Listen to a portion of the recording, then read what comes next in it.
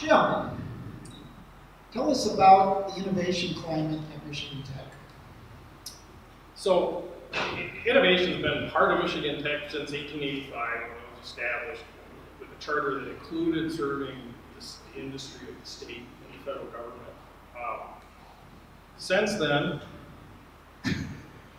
we've followed through on that mission, and we've been a leader nationally in technology commercialization, technology transfer, and have really built a campus climate of innovation on that foundation.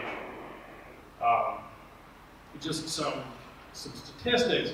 While we're in the bottom quartile for research expenditures of institutions with established tech transfer offices, if you look at the data for the past 15 years, we've been between 1.5 and 3.5 times the national averages for all of the core metrics is from technology disclosures, so things coming from the lab into the commercialization office.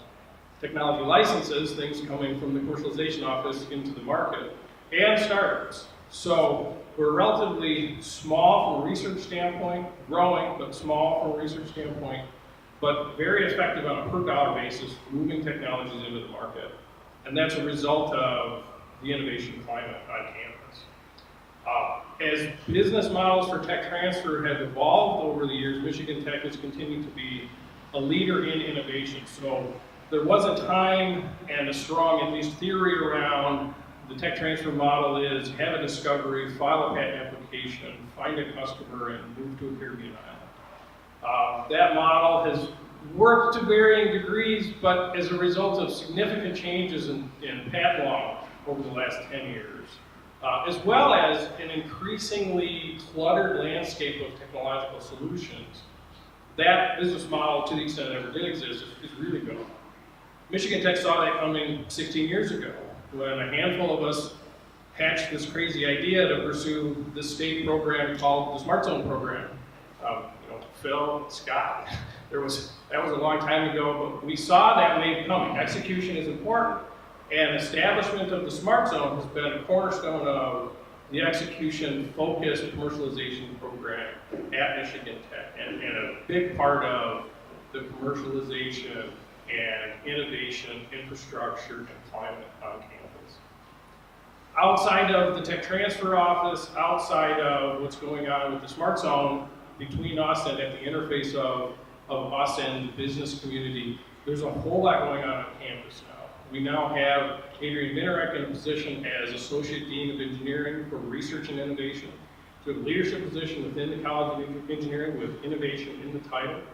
We have a chair professorship in biomedical engineering sponsored by the Portage Health Foundation, focused on technological innovations in health.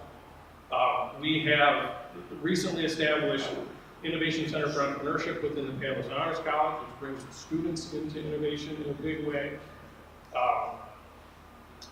The Entrepreneurial Support Corporation and the Michigan Tech and Superior Innovations, which provide very early stage gap funding to move things down the road towards MTRAC, which Patrick has talked about a little bit, and then towards the Smart Zone as the service entity to get these startups on their feet, to get them with private money in their hands. So that climate has developed significantly in the last few years with these new programs, new people, and leadership in every corner of campus. Not just the School of Business, and not just in the Office of Tech Transfer, and not just in the Smart Zone, but across every unit on campus. So tell us about a few of the startups that you've worked with and that have come out of Michigan Tech. Sure, so I'll kind of do a little brief walk through history. We have had, so Michigan Tech has been doing startups for a long time. As I mentioned, we're, just the statistics, we lead the state among universities with tech transfer offices in startup formation, and we're, depending on the year, 1.5 to 3.5 times the national average of startup formation. Locally, those companies have tended to be service companies, very solid companies. They contribute to the local economy in a very significant way, higher than average wages, very good companies, but we haven't had a lot of scalable growth companies, product-focused companies that can attract private investment, particularly angel and venture capital. So the startup pipeline now, and in part due to the Smart Zones influence, and certainly with the addition of Ray Johnson and Patrick Visser to the support infrastructure and the creation of the Innovation Shores Angel Network as a regional capital source, we're now seeing equity-funded companies locally, where in the past, those companies, we've had to take those companies outside the area to get them a team, to get them the capital. We now have companies like FM Wound Care, that's here in this building, and has raised private money, and they're commercializing antimicrobial wound patch material, wound healing material.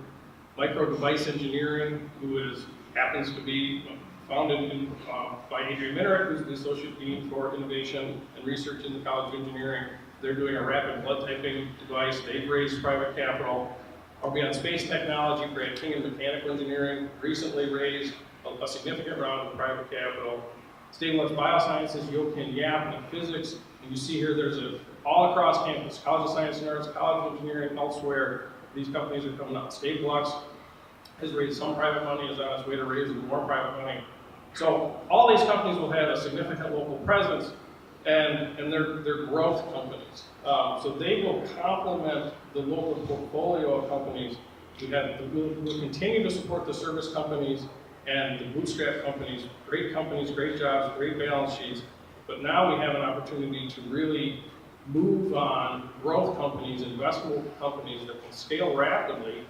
And the accelerator that Patrick's talking about, we imagine that as a key resource in enabling the establishment and rapid scalable growth of those companies. Some of them are going to come out of the university, some of them are going to come out of the community, some of those are going to be recruited outside, but the accelerator is a key element to moving them forward. So let's return to the issue of advanced materials manufacturing. Specifically, Michigan Tech, as Patrick noted, is an MTRAC innovation hub for the state of Michigan.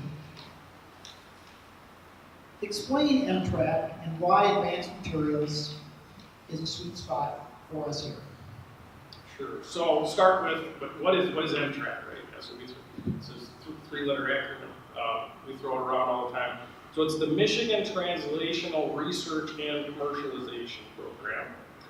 Sponsored by the MEDC through the Michigan Strategic Fund. And it began as an extension of what had been a historically successful program developed by the Coulter Foundation around commercialization of biomedical technologies. And the program has two primary fundamental components. It has a translational research matching fund, and so translational research is pre-commercialization, but post-discovery. You have something that came out of the lab, we think this has potential, we have a few more key experiments to do, we have some activities to do to validate the market opportunity. So translational research, we have a fund, a matching dollar fund for translational research, and we have an external oversight committee that's made of individuals with venture capital, industrial, and other business development experience. So we provide funding to do the important experiments, but more importantly, we have the oversight committee that leverages their expertise to advance these projects forward towards the marketplace. So it was piloted by the Coulter Foundation. They've been very successful in biomedical. The state of Michigan said, hey, let's try this for other verticals. They put out a solicitation and said, universities, we want to do this program. Tell us what you think you can do with it. At Michigan Tech, we saw the RFP. We looked across campus. We did an analysis of all of the research going on campus. And where could we build a critical mass of activity where we could recruit an oversight committee that would do its job, where we would have a pipeline of technologies that we could put into the program. And across campus, materials kept popping up. There were activities in the School of Business, activities in the School of Technology, activities in the School of Forest Resources and Environmental Sciences, and of course the College of Engineering and College of Science and Arts. There were activities in each of those areas. And if we look at the collective research portfolio of Michigan Tech, we could put about 80% of it in the materials box. And so that gave us enough critical mass of people doing work, of dollars behind work, of infrastructure behind that work to really go for it. So we submitted the proposal. The state of Michigan said, yes, you can be an MTRAC hub, or at that point it was an MTRAC local program. focused solely on Michigan Tech. They also did a program in ag bio at Michigan State, a program in advanced transportation at the University of Michigan, a program in life sciences at the University of Michigan.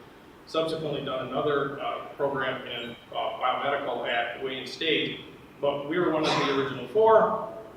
3 years later, we put about $275,000 of MEDC dollars, matched with about $275,000 of other money into 13 projects that have collectively to date produced $6.5 million of follow-up funding. So as Coulter discovered and as the state has discovered, the model works. You put a little bit of funding in to do the right experiment at the right time, coupled with the expertise of the oversight committee in a focused vertical, and you can be successful. Michigan Tech, that vertical is advanced materials, because that's where we can collect a significant critical mass of activity. Based on the success of that program, the state has expanded it now statewide through these innovation hubs. Michigan Tech applied based on our experience with the local program to be a statewide innovation hub, and was awarded about a year ago, and we had our first program where we had projects from Eastern Michigan University, University of Michigan, Michigan State, Western Michigan University. Those are the ones that are coming tonight, and we just funded projects last week in that program based on, again, going back to the core expertise and subject matter expertise within the oversight committee that is the cornerstone of making these projects be successful.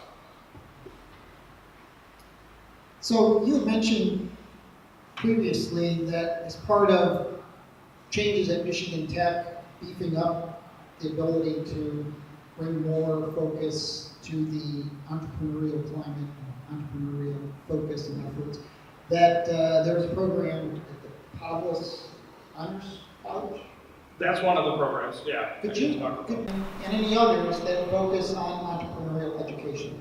Sure. So we've had, Michigan Tech is an applied hands-on place. So, and if you're going to do applied hands-on work, you're going to be thinking entrepreneurial. How do I solve real problems for real people in ways that are achievable and actionable, financeable? So we have historically had that activity happening all over campus, in all of the educational units, in all of the operational units. But it wasn't very well connected or coordinated. And we leveraged the enterprise program was a cross-disciplinary educational program where we had students from multiple disciplines working in virtual companies to solve real problems for real customers.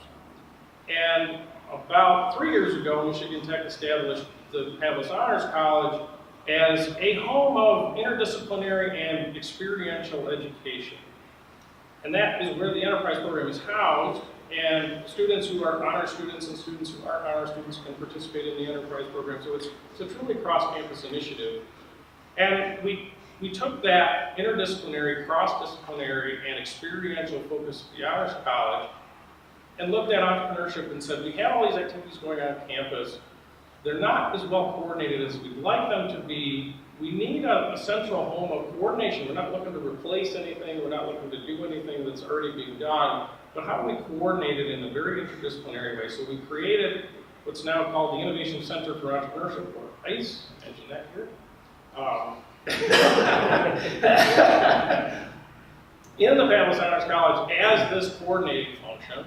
And I moved at the time, nominally half-time, and now about a quarter time, to be the co-director of ICE to help intersect the real world, if you will, the practical commercialization experience of the tech transfer office on campus. We're the people that do this for a living, with the educational components on campus that are actively working with students to help them understand how to do it.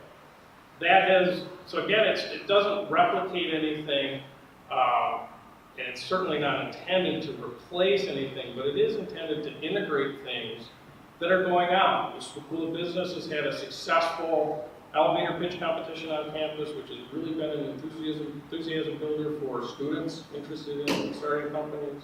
MTech has the Smart Zone program, or the Smart Start program, which is a great resource for local entrepreneurs, including students.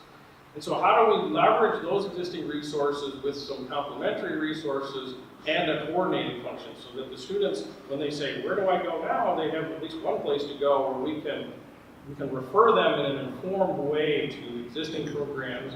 And as we do that, look at programs that need to be created. So we have created, following some institutional experience that's been very positive with the National Science Foundation Innovation Corps program, we successfully competed to have a NSF-funded Innovation Corps site program here that serves as a complement to Smart Start, either to prepare teams for Smart Start or help them follow after Smart Start and move on. We have supported the elevator pitch competition locally and used that as a pathway to a program we participate with Central Michigan University in called the New Venture Competition, where students can compete for up to $75,000 in startup capital that goes to their companies. As a result of the support that we provided through the Pavilion Center and the ICOR program, according to the students who won, we had a team win. So we went to Central Michigan University. It's really their competition. They invite us to participate. We had a team win. And so we're really seeing the benefits of the connections between the commercial programs, whether they're Smart Start at MTech or the ICOR program in campus or some of the other educational programs, to the benefit of the students who will then benefit the community as they start up. And have any of those at this point gone a little bit farther and established, or are those students still completing their degrees? So Superior Filament is an example of a company that went through Smart Start, went through some of our programs on campus. It takes a village, right? So what was the one thing that caused them to get to where they are now? Who knows, but they're in this building, right? They have, so they're manufacturing and selling filament. I don't think anyone's quit their day job yet, but they're selling product, which is step one. Yeah. Okay, excellent.